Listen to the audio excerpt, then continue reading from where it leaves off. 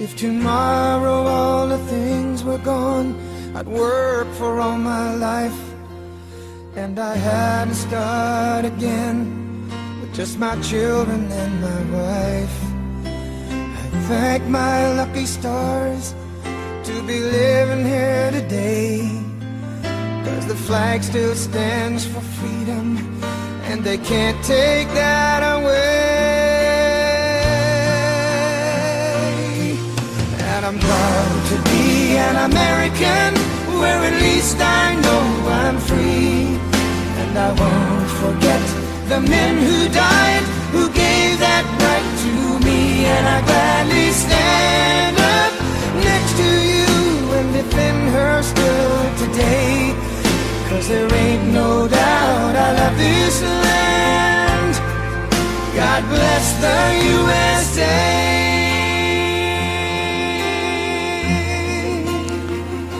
God bless the USA, Joe Chancler. What's up, buddy? USA! USA! World Cup soccer, man. We're talking it. Just to lead off the show, just a little bit, because I know there's not a ton of soccer fans, and I actually wouldn't even include myself in the bunch. I can only say, like, I used to play as a kid. I mean, it's like a childhood sport. Oh, as a kid, I used to make fun of the kids that played, so. Well, well, now you know I played. All right, well, I'll leave you alone. How about that? So, World Cup, awesome game yesterday. Did you catch any of that? What a match. What a match. I mean, Ghana took us out the first, the two World Cups prior to this. They knocked us out of contention. So this was going to be kind of a fiery kind of rematch, kind of like, let's get even with them. You have motivation to just go right back at them, and this victory for the United States was just bittersweet yesterday. I really, I did catch a lot of it, actually, because Xfinity On Demand, it is just covering this so beautifully.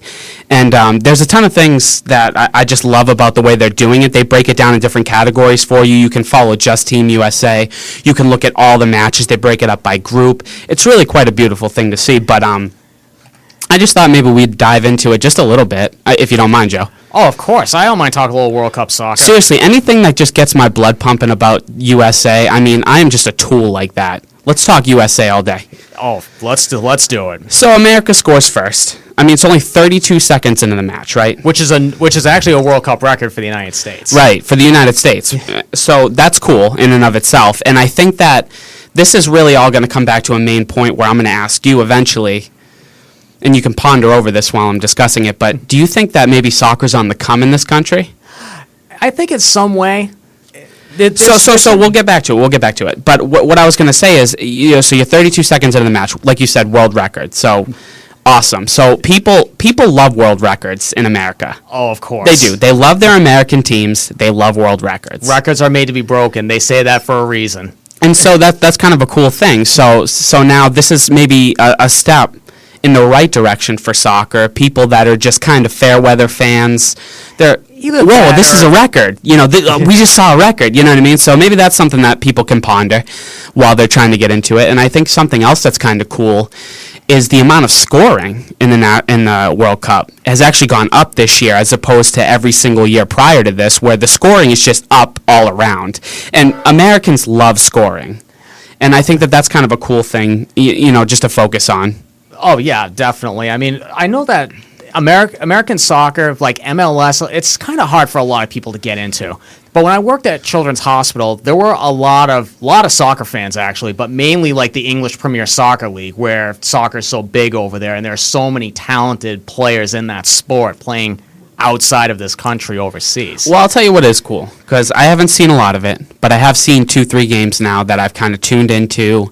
Not the whole time, but, just spotty back and forth, flipping back and forth. And I will say that soccer in other countries is pretty cool. It's really interesting. Like, you'd be amazed, like, how many other countries take soccer, like, so seriously. Like, us in Boston will take all of our sports seriously, but they take it to, like, a whole other extreme usually. Yeah, and so, I don't know. Like, the thing that turns me off about it is maybe the fact that they just kind of fall down for no reason. The whole flopping aspect in the NBA has gone too far, and I think that it's literally ingrained in the culture when it comes to soccer, and it's something that just aggravates the crap out of me. But so you got Ghana that comes back in the 82nd minute. I know I'm going to butcher this name. I believe. I'll go with that. He scores the tying goal, and that makes you think, crap. Because if you're the USA team, you really want to get the 3 points to move on to the next round, because that's how it works. Especially in this particular group.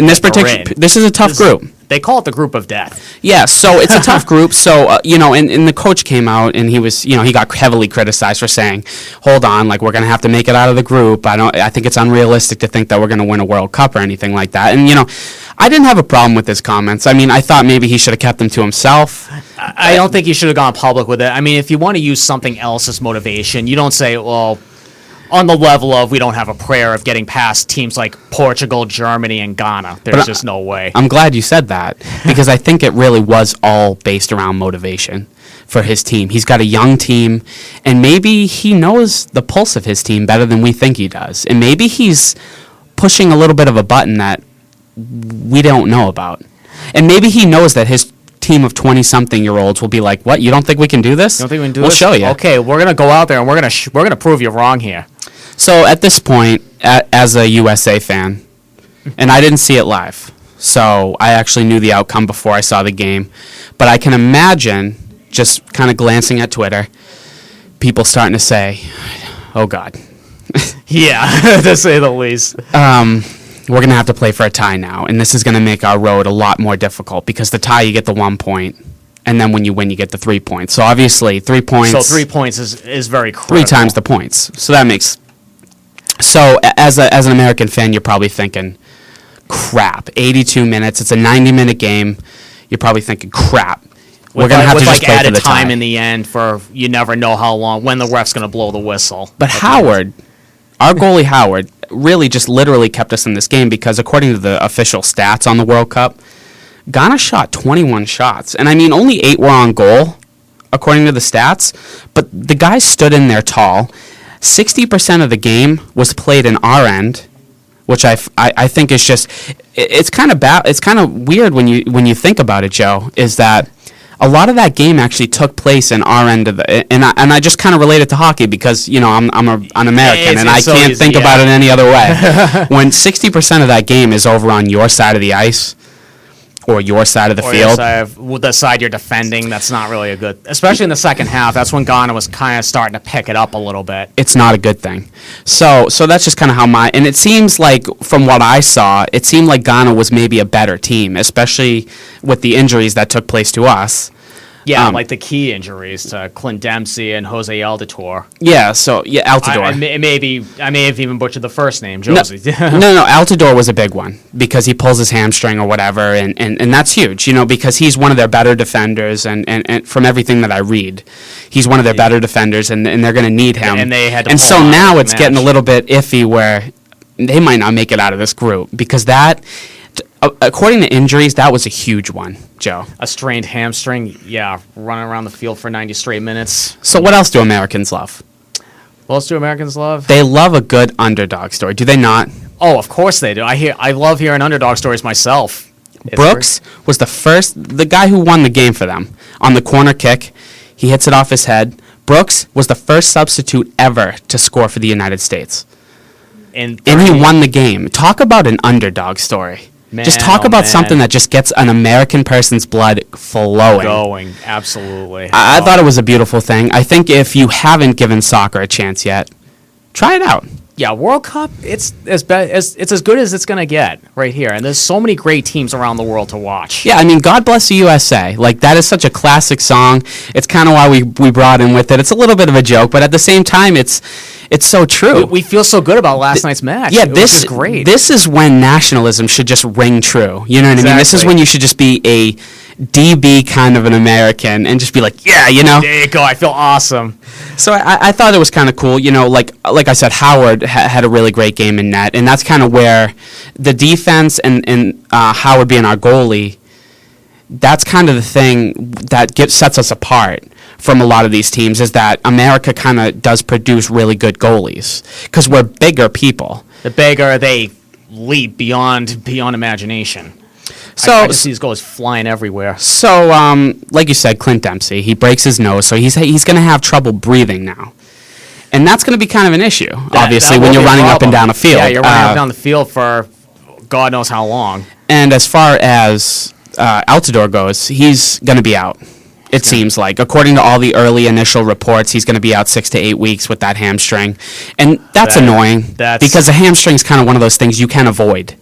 You can just avoid it by training, hard, and you've had 4 freaking years to train. Just train, stay hydrated, even during the friendly matches, the games that didn't, or in other terms, exhibition matches. You have all this time. Yeah. So anyway, we kicked it off with World Cup soccer, and we're going to take a quick break. And maybe we'll have another cool song for you. And then on the other side, we're going to talk Celtics. Stay tuned.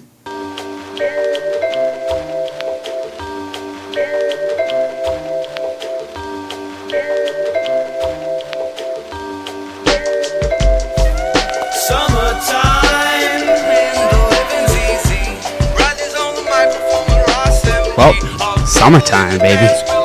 It's finally starting to feel like summer too, which is cool. It really is. I'm feeling the burn. Yeah. So basically, like I said, we're going to get into a little bit of just kind of the pre-draft stuff on the Celtics, and I know that you've been down there for a lot of it, and I was just kind of thinking maybe we should run through the names a little bit and just see kind of who you're thinking kind of stands out for you and all that stuff. So why don't we run through some of the names here? First off, we got, why don't you go into a little bit of who you thought stood out? Personally, my favorite, of course, I'm going to go back and say it's his name again, Noah Vonleh. Right. He's a 6'10" power forward from Indiana. He actually is very good. He did average 1.4 blocks a season last year. His offensive repertoire, the sky is just the limit for him. He's just going to continue to grow as his career goes on. It may take him a few years because I know that he actually had been questioned in the past at college with his ball distribution. His leadership kind of came into question as well as a couple of drills during the workouts. He actually bobbled the ball a few times, so he hadn't been able to catch the ball cleanly like where we want him to catch the ball. Yeah, and I remember just sneaking in here for a second. I remember reading a report that came out that said he didn't impress. He didn't impress a lot of scouts at the NBA Combine. A lot of people were actually questioning his conditioning, which when he came here, he actually, to me, looked fine. But so I guess my question for you, and probably what everybody's question is what specifically do you see in this guy that makes you say I want to pick him number 6 overall? To pick him number 6 overall, as I stated before, his offensive potential is only going to go up as his career goes on, and the fact that he's a rim protector. I mean, even though he's listed as a power forward, as you've noticed, and he's measured at 6'10", which theoretically that wouldn't really qualify as a legit center, he has all the tools and skills that he could actually be a good center if trained properly. And I think we've got the right coaches to do the job for him. So I'll just run through the list of people that we've kind of brought in, just to let the listeners know. And then you stop me when you hear someone that you want to talk about for just 1 second, okay? Oh, of course. TJ Warren. Warren actually is another one of my favorites. Could be actually an underdog pick. He won ACC Player of the Year last year at NC State over Jabari Parker, to some of you Jabari Parker fans. Listen to this kid. He actually averaged 18 points a game. He's a wing scorer, so he can address another need that we need to have. Like, we haven't had a lot of consistent scoring from some of our small forwards. I'm not going to deep three? Some deep three. I mean, that does need a little bit of work. He did miss a few. Okay.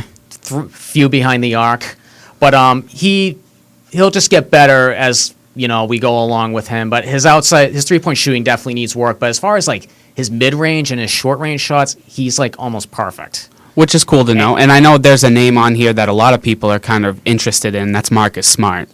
Marcus Smart, he's actually becoming a favorite of even Danny Ainge. Like, he addressed before he even came into the workouts that he likes his fire. Like, this guy is so fiery competitive. The only issue that I have with him is he needs to kind of, not let the fans get to him, because I do remember what happened last year when a fan kind of made a racist comment towards him and he actually shoved the fan. Yes. I do vaguely remember that. You do vaguely remember? Yeah, it happened at Texas Tech. Really, who cares what a loser fan thinks? They're paying to come see you, man. So just shrug it off. Just shrug. That's what he's going to have to learn. But he actually is open to the idea of coming to play here, whether it's either next to Rondo, because he can play shooting guard. He's a hybrid guard. He can play shooting or point guard, or he can play behind Rondo and learn from him as a backup, which he's going to have so much room to grow with Rondo in front of him or next to him. Right. So you got Nick Stauskas, okay, which I don't recognize his name. Did he stand out to you at all? He stood out a little bit. He can shoot. He's kind of comparable to somebody like maybe Kyle Korver, if you fans are familiar with him. Okay, yeah, I like Korver. He shoots the three all the time, and Stokas can actually shoot the three. But that's kind of like his main skill. Well, I guess here's my question. With the last guy that we were just talking about, it was what? Smart. Marcus Smart. Yeah. When you say that players are open to come here, and you did write a story about Dario Saric too. Is that his name? Dario Saric. Saric, whatever, who said that he would only enter the NBA if he was drafted by either the Boston Celtics or the Los Angeles Lakers. And I guess my question to you is, what makes this league so full of just prima donnas that think they can just pick wherever they want to go? I think what strikes Like, who cares that you're open to it? It's an NBA team that's going to be paying your bills, buddy. That's going to be paying your bills. He's a pro already. He's been playing pro ball over in Croatia, and he is a star. So I'm wondering if his ego in Croatia is getting to him. And when he comes here, he just wants to play for either the Celtics or the Lakers. Yeah, like I mean, and franchise. it's something that I've just kind of like, let fly, because you wrote that story like maybe a few weeks ago or something. I wrote it a while ago, and he wasn't even on our guest list to come here. Like, he's not even like, he's not but even I'm thinking to somebody myself, that we like, want. man, you're open to coming to us. Well, thank God. Well, like, I let me love get on it. my knees and just thank the good Lord that you're I'll open to coming polish here. your shoes for you. Yeah, How what an about it? idiot. Anyway, so I'm thinking, okay, so Shabazz Napier. I mean, that's a big name. Yeah, that is actually rumored to go to Miami, right? There's a room. Well, he could go to Miami. He's projected to be a late first round, early second round pick. But I would not mind having this kid on my team here. He's from Roxbury. He's a local boy. He won the national title with UConn, and he played a pretty significant role on that team. And he is a guard. Yeah, and you're not the only one that likes him because according to the reports, which is why he's rumored to go to Miami, LeBron likes him. So there's something that's kind of going for him where, for whatever we could reason, be playing tug of war to get somebody who grew out of our backyard in Roxbury here. Julius Randle, I think, is kind of an interesting name because he's obviously on the Kentucky team. Everybody knows what Kentucky's all about. Yeah. They're about grooming the next NBA star. One season, one and done, you're out of here. Two max. Yeah, look at some of the guys who are in the league now, like John Wall, but... So I guess my whole concern with that kind of mindset is, okay, how long did he spend there? How much experience does he really have? And is he ready to come to the NBA and turn around a Celtics team that's struggling? As far as his credibility, I think it's going to take him a lot longer than usual because he actually is having foot problems and his draft stock actually recently slipped. He was projected to be like a top 4 pick, and now he's projected to be like barely sneaking into the top 10 for any team that's in bad need of a power forward, but that's another thing. So the Celtics also are sitting there with number 14? Number 17. 17, okay. So is that someone that you could see maybe them taking later on if he falls far enough? If he falls far enough, I want to say maybe because what I've heard recently off the grapevine, the draft is going to be mainly about scores. That's going to be like our biggest need, either scores or how Brad Stevens actually said it the other day. We're just going to look for the best available and just grab them. Right. Because we want to improve fast. No, and that's kind of the whole point, and that's why everybody's kind of pushing for this Carmelo Anthony or this Kevin Love thing, and they're clinging to it because I don't think anybody wants to sit through another season like the one last year. It was pretty painful. It was a pretty painful season. Yeah, I mean, and it was for everybody. I couldn't watch a lot of the games just because you're used to seeing Kevin Garnett, Ray Allen, and Paul Pierce. And Rajon Rondo, and you're used to seeing almost a big 4 before there was a big. You know what I mean? You see a big 4, and then you have like a coach that's gonna become maybe I'm pushing it saying legendary, but Doc Rivers, he's coach. very, very respected throughout the league. Exactly, he's one of the most respected in the league. Okay, so Kyle Anderson, who was a UCLA shooting guard. Yeah, I didn't really know too much about him before he came here. He did come out of UCLA. He's projected to be kind of a later pick. Okay, so that's someone you could see maybe sneaking. I just don't honestly know this team's need because he's also like a small forward. I just don't see another need for a shooting guard / small forward type on this team. Yeah, I think they have depth. Not that type of hybrid player. Anderson, he may end up slipping away from us, but and just quickly because we're up against it, Clint Capella. He's a center. I think. Okay, so that's something that we need. He's 7 foot tall. He Okay. actually has professional experience. He's from Switzerland, and he actually can do everything that Von Lake can do. He can block shots. He can provide interior scoring, and he's a big physical guy that could just throw people around. So having experience in the draft is a big plus. I wouldn't mind taking this guy. Another center, Adrian Payne, Michigan. Payne, yeah, he's a power forward / center. He actually was watched by Danny Ainge in that Elite Eight game. He's not a bad player. I didn't know too much about him either, but in my opinion, I probably would pick somebody else before Payne. Okay. I won't lie. A little hardcore analysis we got coming over there from the other side of the table. Who else we got here? Gary Harris from Michigan State, shooting guard. You may actually learn to like Gary Harris. Harris. Oh, even me. I'm a little offended. I like a lot of people there, Joe. I'm telling you. I'm saying this because I'm telling you this because he's actually a younger player, almost equivalent to Avery Bradley. Okay. So and just for the record, I'm out on Avery Bradley. He wants too much money. That's what I was going to bring with you. Like Bradley, if he doesn't stay, Harris could be like a replacement. It's like no love lost to Bradley except for me and him man to man. That's just about it. Okay, so we also have Doug McDermott. Point forward or power forward. He's a power forward. He can just score. But he is a power forward. He has played all 4 years of college. At Creighton. So I like that. He's one of the only seniors in this draft. Okay. And he actually did break a college record, even passing Wilt Chamberlain. So and I think that experience is often overlooked. But I think that it's crucial. It's crucial, but it is. You're right. It's a lost start in college. Yeah, a lot of people just want, especially in that particular league, because a lot of these guys. I mean, and it sucks to say it, but they're struggling. Their families are struggling. They need the paycheck. They need the quick way to grab a dollar. They're really good at something. They're really good at basketball, and what they want to do is just go to college, get that eligibility, and then shoot on up and make some money at it. Which is why I think that opens up a kind of a Pandora's box where I think the NCAA should start paying these kids. But, I mean, that's another story for another day. But I do like the fact that some players, when they stay the 4 years, they seem to come out a little bit more polished. Yeah, absolutely. Yeah, there's, the NBA's been pretty lucky with some of the recent draft picks they've had, like one and dones, like you mentioned. And I mentioned earlier John Wall. I don't know how well these other college kids are going to turn out, but like I stated before with Von Lay, it's going to take them at least a good 1 or 2 years of pro ball experience to really see them in their prime, really see them get good, and good enough to make an impact for a franchise. And then just quickly, just to wrap it up, there's a D-League prospect that came in for a workout, right? PJ Hairston. Yeah, I mean, I just think when you're kind of messing with D-League, players, I don't know. There's a reason that they're not in the NBA. Like, usually NBA is one of those things. It's kind of a single, solitary sport. And that, the Spurs just discredited that. But it still is kind of a solitary sport where you got to kind of make your own shot. And the fact that he hasn't kind of transitioned to the NBA yet, for me, that's kind of standoffish. I would leave that one alone. Just kind of reading into it. I honestly haven't seen him work out, obviously, like you have. But, I mean, do you discredit that? Well, I don't discredit. I mean, he does possess a good skill set, but the D League, you don't really need to draft, and I emphasize draft a D League player. I mean, look what we did this past season with Chris Babb and Chris Johnson. We just pulled them from the D League, and they just turned out great. You don't need to waste a draft pick on a D League player, in my opinion. Right. But I mean, he could be a great, maybe undrafted free agent signing. Who knows?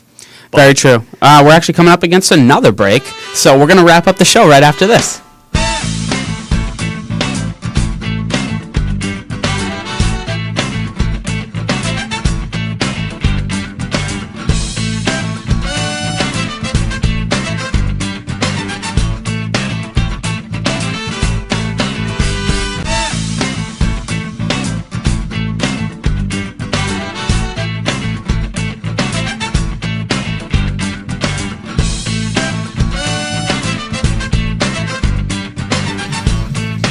Welcome back.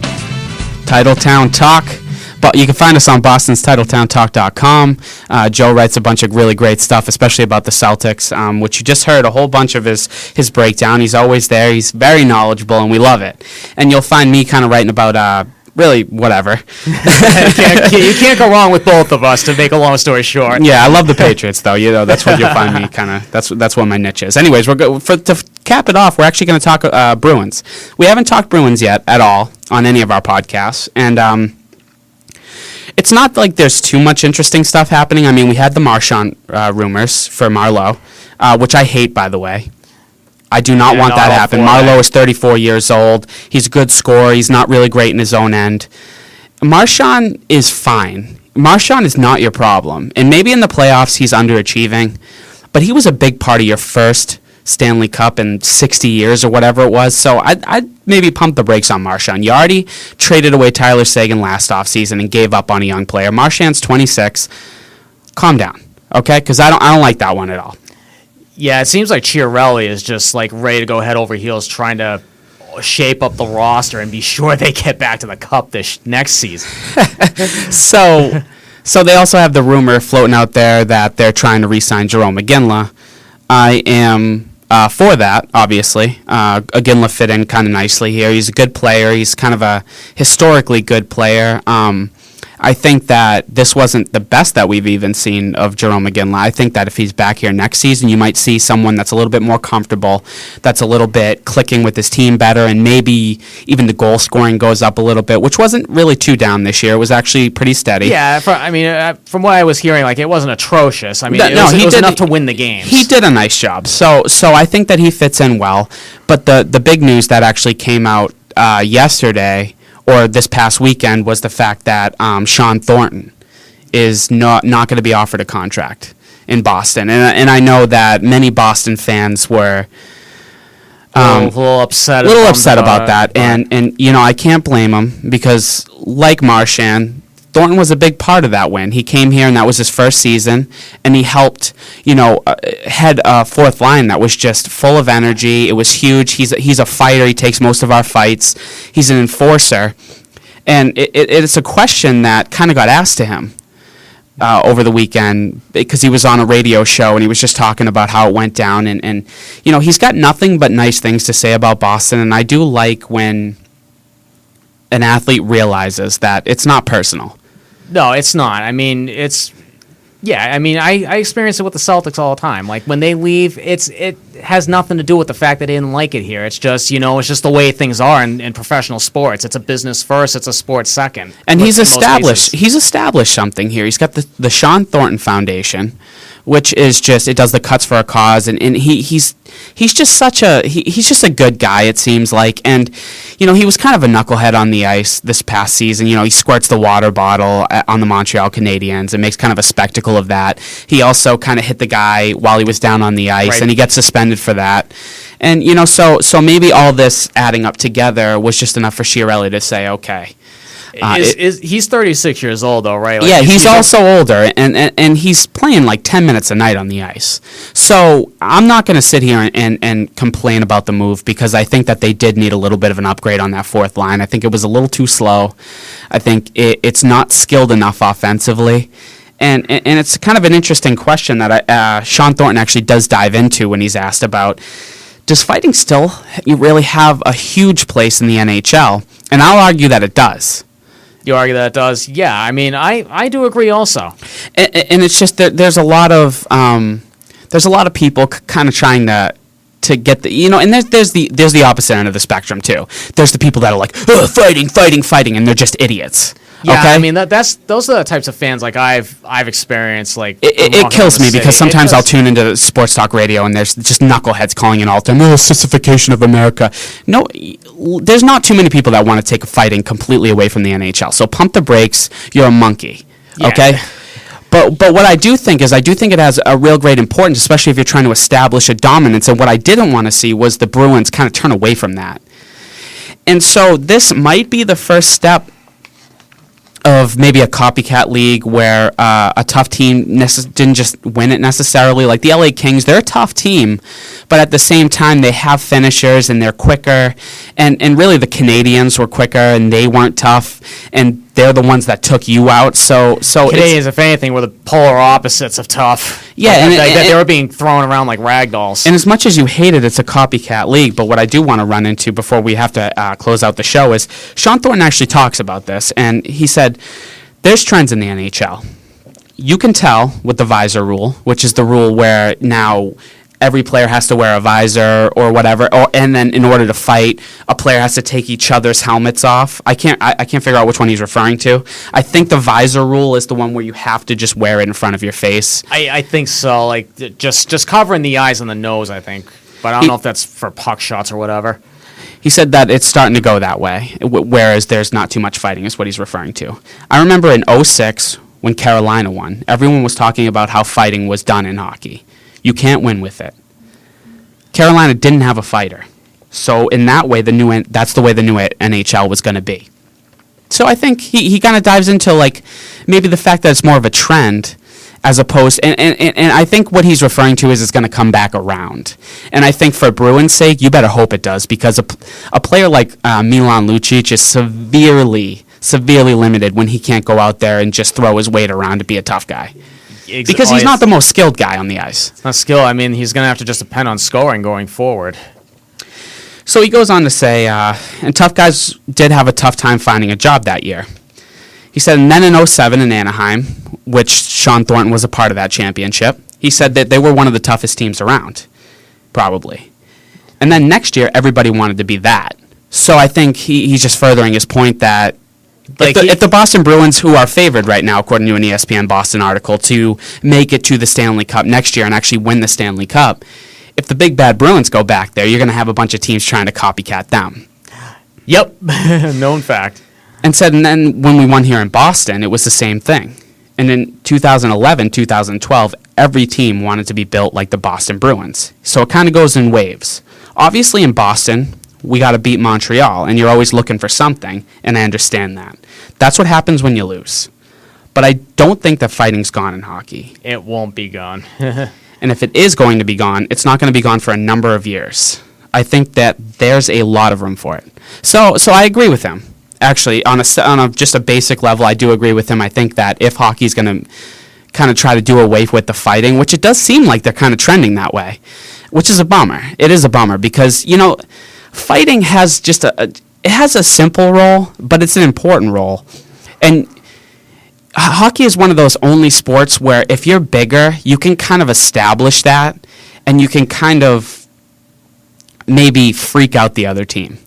And you can get them just play that real big intimidating. Yeah, role. and you can perfect word. You can intimidate the other team, and I think that is one of the coolest things about hockey. And admittedly, I'm a new hockey fan. I am not deep into the Bruins. I watched the Cup run when they won the Stanley Cup with Tim Thomas, and I've watched for the past 2 seasons. And so I'm a relatively new NHL fan. I think that HDTV has done a lot to help me kind of gravitate to it because I used to have a hell of a time trying to find the puck. But I think that in the time that I've been watching, I think that hockey needs that fighting. I think that it's something that sets it apart from the other leagues. And I think that when you're a hockey fan, you're a diehard hockey fan. And I think that there's nothing really in the middle right now. No, I mean, I know, there have been hockey fans, past and present. The games in all sports just, evolve in their own way. And fighting is definitely going to be there for a while. And so he just also, and I don't want to get too sappy, I do like Sean Thornton. I think that he brings you something. And I think minus him, I think Milan Lucic is going to have to step up and take more fights than maybe we're comfortable with, unless they get another guy in here, that's willing to suck up fights or whatever. Yeah, either take some of the fights or take the scoring load off of him. Right. So he comments on his time in Boston. He says, everything about my time in Boston was tremendous. From the way the team accepted me to the way I was embraced by the city, everything was great. When you play the role that I play, it's pretty rare to be able to do it for 7 years in one place. And the role that he plays is a fighter. I mean, he's basically a fourth line gritty kind of, give you some energy, kind of fight it out kind of a player. And he's got a point there. 7 years in one place is big, and I think that his leadership... That's hard to do really anywhere unless you're a superstar. Yeah, and his leadership really catapulted that to happen. I think that maybe the Bruins would have moved on from him in a pure skill standpoint earlier in his career had he not been such a leader. You know what I mean? Yeah. It's not easy to get 20 people on your team, 20 busy hockey players that make millions of dollars to drive 3 hours to get their hair cut. And every single year, the Sean Thornton Foundation gets the Cuts for a Cause, and he gets all these players to come, or he gets them to donate money, and I think that he's widely respected. So I think that you shouldn't just gloss over that loss. I mean, on the ice, you might not notice too much because he was only a 10-minute-a-game player. He didn't do too much skill-wise. But off the ice and leadership on the ice, I think you are going to notice something. Oh, yeah, definitely, for sure. I mean, and so he says it's not really that common anymore. And I appreciate that fact. I've always said that Boston is now my home, and it is. I'll be back here, no question about it. He says he doesn't plan on selling his house. Him and his wife are going to live here still year-round, or when they're not in the hockey season, assuming he gets picked up by somebody else, which he will. I think we should petition to get Sean Thornton, a job with the Bruins front office. so the Bruins is with him, for as long as he wants. Yeah, and so that's kind of how I wanted to end it out. I think that you're not going to notice too much on the ice, assuming that they obviously make an upgrade there. But definitely leadership-wise, you are going to miss him, and we're actually coming to the end of our show, and it always goes so fast. We actually went over it by a few minutes, so forgive us.